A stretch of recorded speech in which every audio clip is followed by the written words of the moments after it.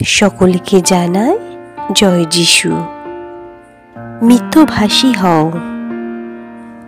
যে মানুষ সহজে পরের উপর আস্থা রেখে ফেলে সে তো অগভীর মনের মানুষ।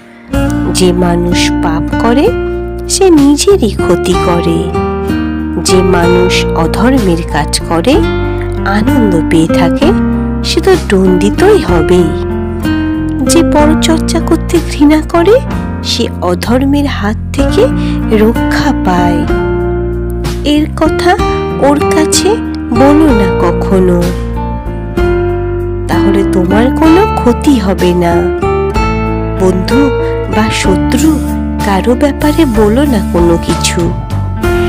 তেমন কথা ফাঁস করে না দিলে যদি কোনো পাপ না হয় তাহলে তা ফাঁস করে দিও না কখনো। হতেই তো পারে যে তোমাকে অমন কথা বলতে শুনেছে সে তোমায় বিশ্বাস করতে চাইবে না। সময় এলে তোমার প্রতি তার সেই বিরূপ ভাব প্রকাশ পাবেই। যদি কিছু শুনেই থাকো তা বরং তোমার সঙ্গে কবরে যাক, ভয়ের কিছু নেই।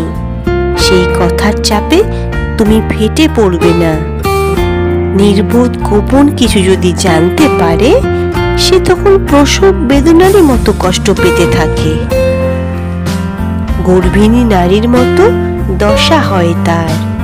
মূর্খের অন্তরে গোপন কোন কথা, যেন উরুদেশে বিধে থাকা তীর।